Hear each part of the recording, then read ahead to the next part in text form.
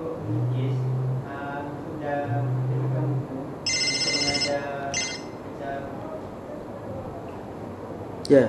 mengajar anak kecil kan, dan macam ajar dia baca bismillah, lepas tu background dia gambarkan orang naik kereta baca bismillah, itu boleh tak? Macam ada gambar orang-orang Lukis gambar orang. Oh, itu lukisan-lukisan Islami terkini. Mereka buat lukis orang baca doa untuk nak tarik minat kanak-kanak dan sebagainya. Tuan-tuan dan puan-puan sekalian, ada sebahagian daripada ahli ilmu menyatakan sekiranya melukis itu untuk tujuan belajar, maka ia diharuskan. Tetapi kalau kita lihat pada hari ini, lukisan-lukisan yang ada, dia dah melampaui, dah melebihi had untuk belajar. Kalau belajar nak kenal manusia, lukis manusia sudah cukup takat tu lah. Kalau kita belajar nak kenal, nak belajar nak kenal haiwan, lukis takat haiwan tu lah. Kalau kita tak lukis mata dia, kurangkan sifat-sifat dia untuk keluar daripada khilaf, itu lagi baik. Kalau tengok buku-buku lukisan di Indonesia contohnya, sahabat-sahabat sunnah kita di sana, buku-buku mereka, kalau budak-budak pun kartun, memang lukis kartun, perbualan, dialog dan sebagainya, kan ada muka, lukis orang bagai lebat. Dan mereka menggambarkan senyuman itu dengan lukisan di tepi, senyum. Menggambarkan kegembiraan itu dengan, kadang-kadang dia lukis mulut saja, dia tak tulis mata, dia tak nampakkan mata. Menangis itu digambarkan dengan titisan air mata. Gerak wajah tu digambarkan dengan kening dia. Tetapi dia kurangkan sifat untuk nak jaga. Ini takwa, dia panggil takwa. Nampak? Jadi kalau kita lukis pada hari ini untuk tujuan-tujuan sedemikian, memang ada ruang dari sudut pandangan ahli ilmu, pandangan sebahagian ahli ilmu kontemporari yang mengharuskan lukisan-lukisan untuk tujuan mengajar seperti itu. Tapi kalau kita nak berhati-hati, takut-takut terjatuh dalam perselisihan sehingga akan menyebabkan kita pun tersasar, terkena, maka lebih baik kita berusaha untuk mengelakkan diri. Itu lebih baik. Tuan-tuan dan puan sekalian, kita boleh buat, boleh.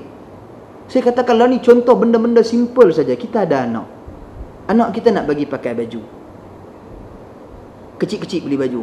Tuan-tuan, banyak baju-baju kosong hak tak ada lukisan-lukisan makhluk-makhluk yang bernyawa ni. Tapi pasal apa kita pergi cari baju-baju Disneyland, Mickey Mouse, baju beruang no, beruk. Pergi cari baju-baju tu pasal apa? Kita boleh cari banyak baju-baju kosong. Bahkan kalau pergi di belah barat, di belah barat tuan-tuan dan puan sekalian, dia pun lebih suka baju yang kosong, simple, menggambarkan kematangan budak-budak ni. Ini tak ada Ben 10. Kau orang pakai baju Ben 10 tu tak boleh tengok kau. Tapi sebab apa? Kita memberi pelbagai alasan. Kita dah buat macam mana ustaz, kita terpaksa dah duduk dalam suasana. Tuan-tuan, kita mampu buat. Soal suasana tu cerita kedua lah. Kita mampu dah untuk tidak membeli pakaian-pakaian sedemikian kepada anak-anak kita, perkara-perkara sedemikian kepada anak-anak kita, ya kita mampu. Biar tak apa. Ini takwa. Takwa kita telah berusaha. Sebab Allah Subhanahu wa taala sebut di dalam Al-Quran, fattaqullaha mastata'tum. Bertakwalah kamu kepada Allah setakat kamu mampu. Soal suasana sekali nak keluar pergi sekolah ke tak mampu dan nak kawal, yang tu kita nak buat macam mana? Dia kena mula hasil didikan kita lah. Sama ada dia suka ataupun tak suka.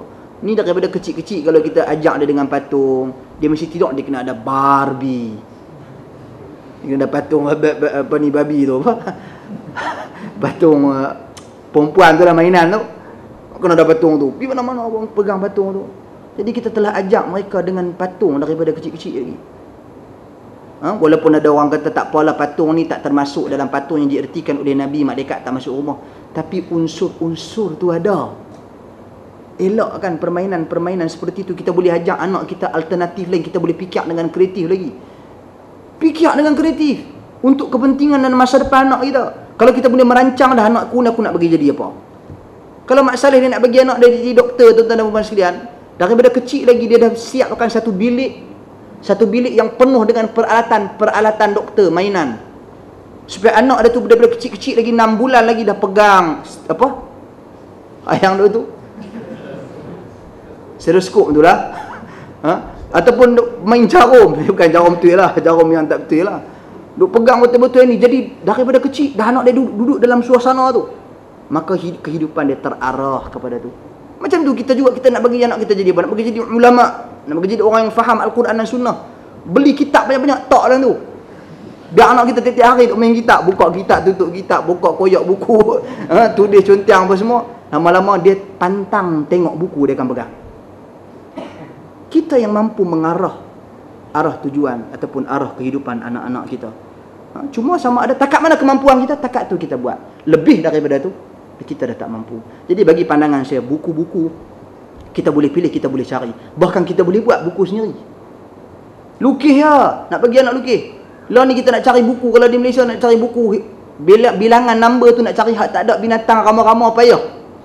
Saya senang print dalam atas kertas A4, lukis nombor 1 besar-besar. 1, 2, 3, print. Print bagi dia contang tu, lukis. Nombor 1. Dia nak kena nombor, dia nak kena binatang, kan nak kena nombor. Kena nombor. Soal nak kena binatang tu cerita lain pula. Nak ajak dia kena binatang, nak ajak dia kena apa, nak ajak dia kena apa, yang perkara yang paling penting? Perkara yang paling penting mengajar dia kenal Allah Subhanahu Wa Taala. Ajar huruf kita boleh ajak A Allah, ni tak ada A ayam. Kukuk dia bunyi gitu. Ajak anak. Ada A Allah. Aina Allah, di mana Allah Subhanahu Wa Taala. Hak tu kita kena didik anak kita daripada awal dia kecil-kecil lagi, biar dia dah faham konsep tu dalam kehidupan seharian dia. Sering kali dia menyebut kalimah Allah, Allah, Allah, Allah. Dia carilah B apa ke, bubuh lah apa pun yang sesuai, yang mendidik, membentuk akhlak dia. Nampak tuan-tuan? Itu cadangan dan idea. Mungkin siapa-siapa selepas daripada ni ada duit sikit, buka satu company untuk keluarkan barangan-barangan seperti ni, membantu sahabat-sahabat kita. Ramai orang nak, mestinya. Wallahu a'lam.